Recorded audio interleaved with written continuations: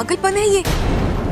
इच्छा सामने से इतने बड़े खतरे को बुलावा दे रही है। शांत सिपली शांत। कैसे शांत हो जाऊं? इच्छा उस शक्ति के बारे में जानती भी नहीं है, उस शक्ति का अंदाजा भी नहीं है उसे, और जानबूझकर उसे चुनौती देना मतलब। आज तक इच्छा ने कोई भी काम बिना सोचे समझे किया है क्या? नहीं। अरे भरोसा रखो उस पर। जहां हम लोगों की सोच खत्म हो जाती है वहां इच्छा का दाव शुरू होता है।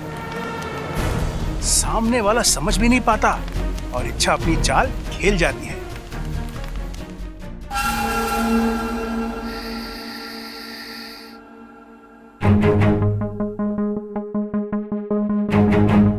भाई रास्ता साफ है, छोटा जहाज भी कहीं दिखाई ना दे रहा है। चलो। कहाँ जा रहे हो? अरे टाइटैनिक चल, बीच में सर भाई को अंदर जाना, चल। अंदर जाना मना है।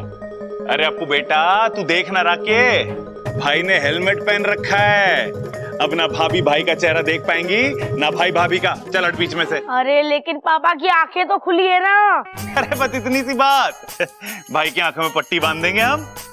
आंखों पे पट्टी बांध के पापा मम्मी की मेहंदी कैसे देखेंगे? हंडी? अरे अपू हंडी देखनी होती तो यहाँ क्यों आता, रसोई में जाता ना। अरे भाई घर की हंडियों में किसको इंटरेस्ट है? आपको अच्छी अच्छी हंडियां देखनी है तो मार्केट में नए नए डिजाइन की हंडियां आई हैं, चलो। अरे पापा मैं हंडी की नहीं मेहंदी की बात कर रहा हूँ। आंखों पे पट्टी बांध के आप मम्मी की मेहंदी कैसे देखेंगे? जवाब दे भाई, ये बात तो मैंने सोची ना। ओ भाई आप एक काम करो, आप भाभी के कमरे में ना गर्दन झुका के चले जाओ, भाभी की मेहंदी देखकर वापस चले आना। चने खाना? अरे चने खाने का समय ना है अभी तो मुझे सिर्फ ममता की मेहंदी देखनी है। अरे चने खाने को ना कह रहा हूं मैं कह रहा हूं वापस चले आना। चलो अभी अंदर। नहीं, मैंने कहा ना नहीं मतलब नहीं। दादी ने पापा को मम्मी के बचाने से मना किया ना। अरे टाइटैनिक तू समझ ना रहा है, दादी ने कहा है चेहरा देखने से पति पत्नी के बीच में दीवार खड़ी हो जाती है, हाथ देखने से कुछ ना होवे। चलो भाई। और अगर हो गया तो?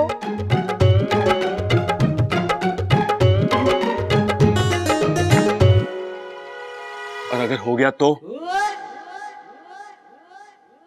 छोटे रहने दे, मैं शादी के बाद ही ममता की मेहंदी देख लूंगा।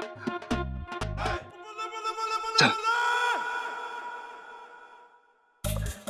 मेरे पापा कितने भोले हैं, मम्मी भी सीधी सादी है।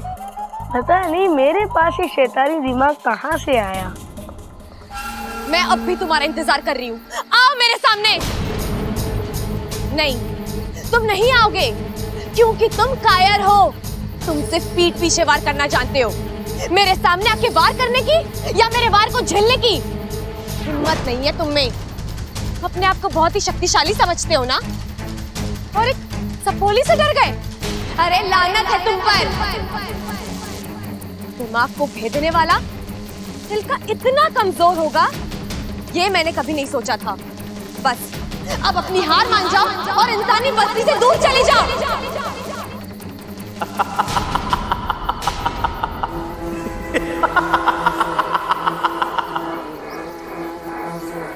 जो हार जाए वो बुद्धिराज नहीं। कौन हो तुम और क्या चाहते हो मुझसे? तुम्हारा विनाश।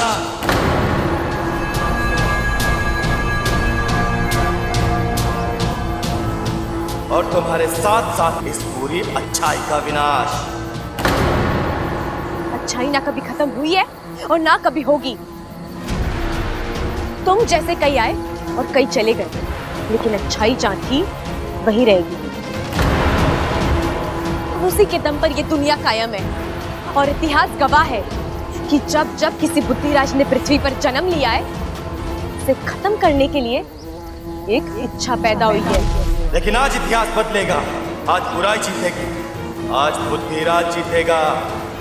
मैं नहीं जानती तुम्हारी मुझसे क्या दुश्मनी है, लेकिन जो जो अच्छाई का दुश्मन है वो इंसानियत का दुश्मन है, और वो मेरा भी दुश्मन है।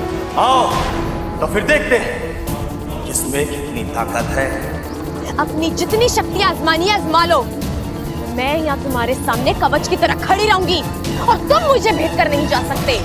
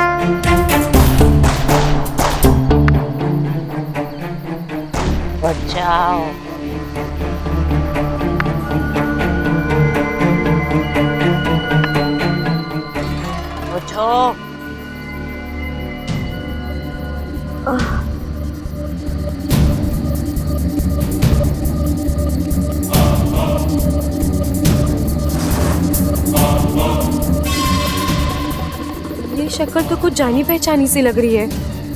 कहाँ देखा है मैंने इसे?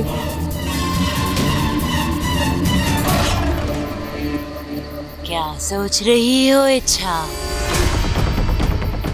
हाँ? यहाँ से भागने का रास्ता ढूंढ रही हो? हाँ? ये मत भूलो, मैं विशेलगढ़ से आई हूँ। से बचना नामुमकिन है।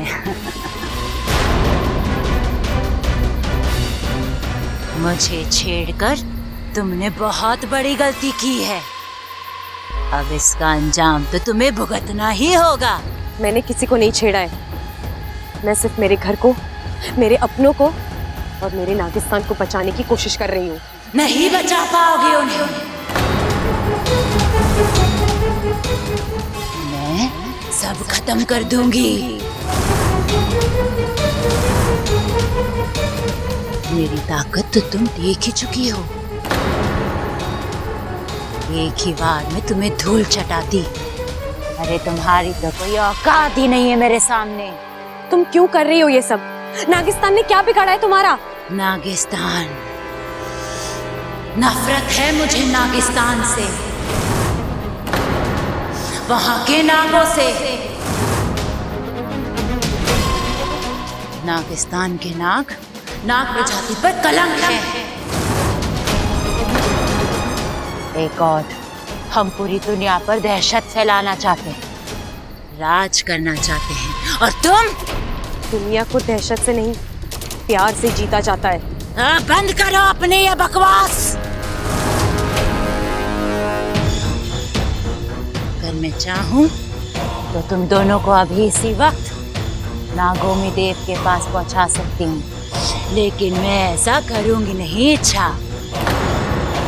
सबसे पहले मैं उन्हें मारूंगी जिन्हें तुम अपनी जान से ज्यादा प्यार करती हो,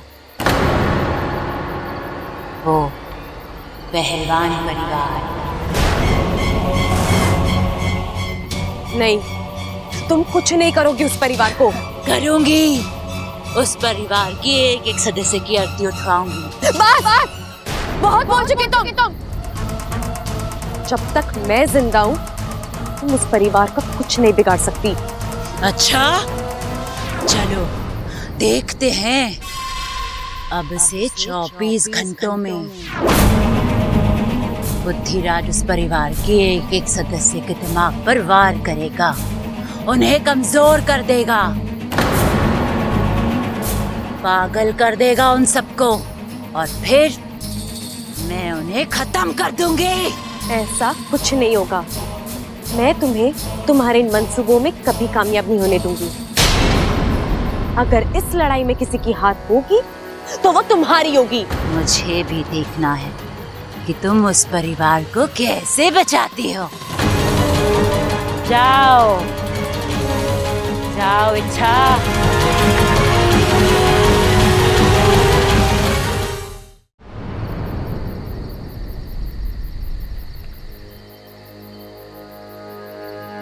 उफ, जिसका डर था वही हुआ। विशालगढ़ की शक्तियों के सामने इच्छा की शक्ति कम पड़ती जा रही है। मुखिया जी, ये तो खुद की रक्षा नहीं कर पा रही है, तो फिर घर के बाकी सदस्यों की रक्षा कैसे करेगी?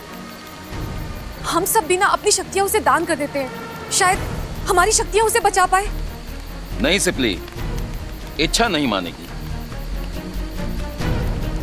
ये चुनौती उसने दी है और ये उसकी अपनी लड़ाई है, और जहां तक मैं इच्छा को जानता हूं, वो अपनी लड़ाई खुद लड़ेगी। लेकिन मेरी सपोली। नागोमी देव पर विश्वास रखो, वही उसे इस लड़ाई को लड़ने का हौसला और बल देंगे। ए शमशान घाट के वासियों, आओ। मैं विशेलगढ़ की राजकुमारी, मुझे तुम्हारी सहायता की जरूरत है। आओ।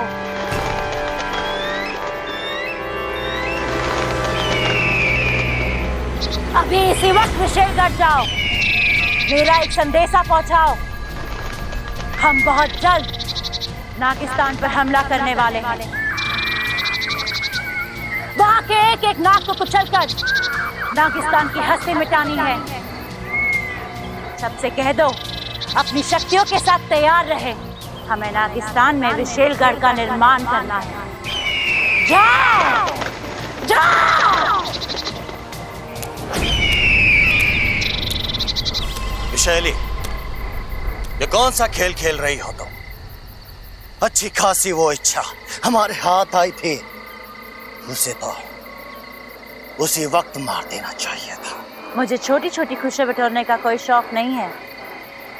मैं नागिस्तान पर हमला करूंगी और जीत का जश्न मनाऊंगी।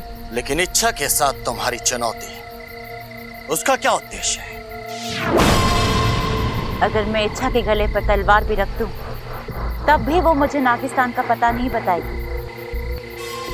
लेकिन जब ये पूरा पहलवान परिवार पागल होगा, तब मैं तलवार की नोक उनकी गर्दन पर रख के इच्छा को मजबूर करूंगी कि वो मुझे नागिस्तान का पता बताए। और फिर होगा आक्रमण, नागिस्तान पर विशेलगढ़ का आक्रमण। वाह, कमाल की योजना है विशैली। और शुरुआत तुम्हें करनी है। 24 घंटे हैं तुम्हारे पास। पहलवान परिवार के एक एक सदस्य को पागल कर दो।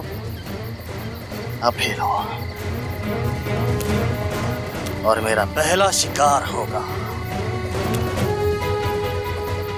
वो बबल। नहीं, बब्बल नहीं, कोई और शिकार ढूंढो। और जब तक मैं ना कहूं, बब्बल पर हमला मत करना, समझे?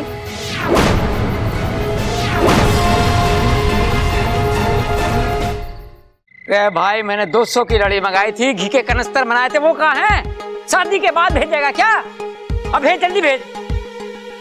हो, प्रबल साहब अपनी शादी की तैयारी खुद ही कर रहे हैं। अच्छा है भाई, दाद देनी पड़ेगी तेरी हिम्मत की। क्या नसीब वाला है तू। लोग एक शादी नहीं झेल पाते और तू दो कर रहा है।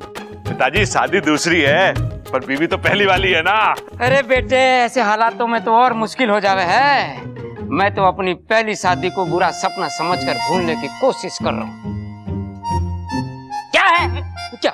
हाय, आज कह रहे हो पहली शादी को भूलने की कोशिश कर रहा हूँ, कल को कहोगे मुझे भूलने की कोशिश कर रहा हूँ, परसों कहोगे खुद को भूलने की कोशिश कर रहा हूँ, और तरसों बोलोगे हम आपके हैं कौन? बताओ।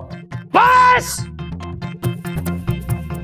ये जो तेरी बातें ठोकने की आदत है ना, इस पे बड़ा प्यार आवे है मुझे। इन्हीं बातों पर फिदा होकर तो मैंने तुझसे शादी करी थी। अरे पगली, तुझे तो बस मैं ही झेल सकूं। आज क्या करो, अम्मा जी आ जाएंगी। आने दे माँ को। ये खड़क प्रताप सिंह किसी से नहीं डरता। खड़ा क्या कर रहा है तू? बस कर। माँ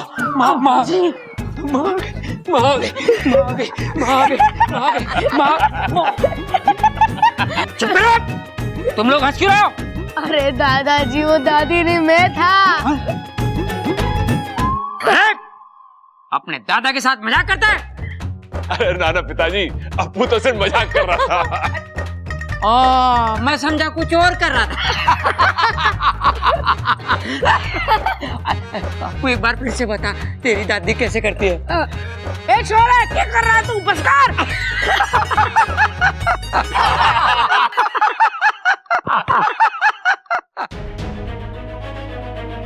कितना हंसता खेलता प्यारा घर है, कितने खुश हैं सब लोग।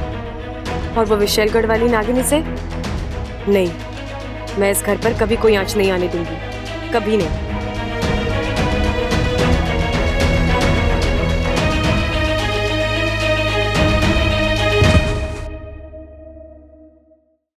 साथिया साथिया मेरे साथिया।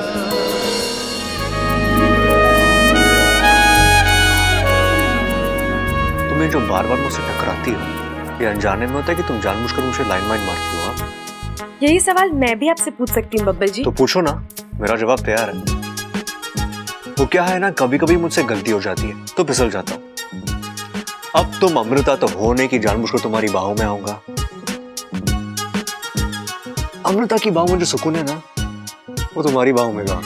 बब्बल जी, मेरा मूड वैसे ही बहुत खराब है, आप मुझसे उलझेंगे ना तो मैं तो क्या कर लोगी?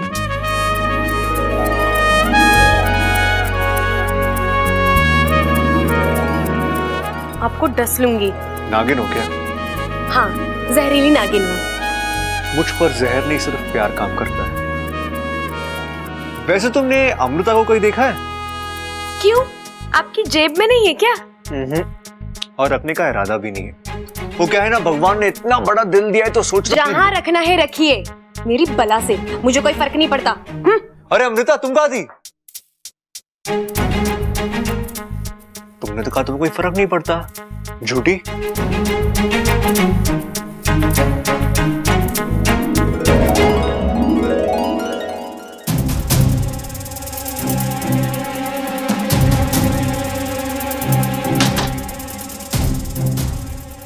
जी जानबूझकर कर रहे हैं सब, उन्हें पता है मुझे तकलीफ होती है, फिर भी। क्या बात कर रही हो? बब्बल को तुम्हारी तकलीफ के बारे में पता चल गया? तुमने उससे बुद्धिराज के बारे में तो नहीं बताया? अरे वाकू, मैं इस तकलीफ की बात नहीं कर रही हूँ। फिर और कौन सी तकलीफ है तुम्हें? छोड़ दो सब, फिलहाल हम ये सोचते हैं कि हमें उस विशैलगढ़ की नागिन और बुद्धिराज से कैसे निपटना है। ये चुनौती आसान नहीं है इच्छा। मैं जानती हूँ, हम जिससे लड़ रहे हैं वो एक भंवरा है, एक ऐसी शक्ति जिसकी किसी भी चाल का हमें कोई अंदाजा नहीं है। सालों पहले मुखिया जी ने मुझे एक धूमकेतु की कहानी सुनाई थी, जो कभी भी कहीं से भी प्रकट हो सकता है। ये बुद्धिराज भी उसी धूमकेतु की तरह, जो अचानक भन्नाता हुआ आएगा और किसी के भी दिमाग को भेद देगा। कैसे रोकोगी इसे तुम? मैं इस शक्ति को रोक पाऊं या ना पाऊं, लेकिन इस घर के लोगों को खतरे से आगाह तो कर सकती हूँ ना। और मैं ये सोच रही हूँ कि मैं इनको बोलूंगी क्या।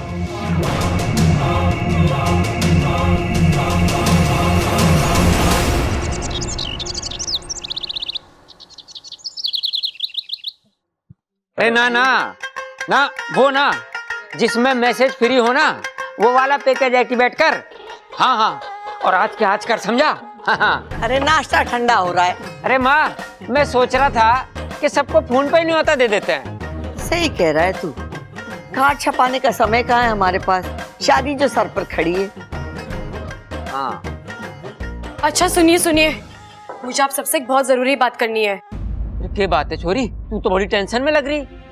टेंशन वाली तो बात है अंकल जी, मैंने अभी अभी टीवी पे देखा है, हमारे गांव में एक जहरीला भंवरा दिखा है, और जब वो इंसान को काटता है तो उसकी जान ही निकाल लेता है। शान? अरे पहलवानों की शान इतनी सस्ती ना है कि कोई भी हरा गहरा कम कर दे।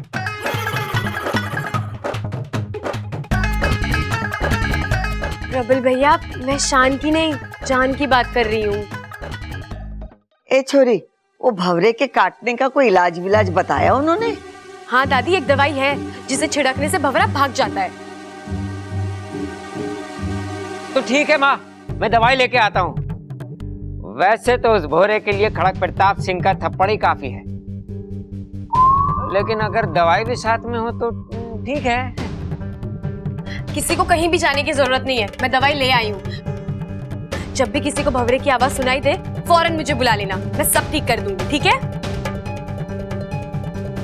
कितनी प्यारी छोरी, सबका कितना ख्याल रखती है।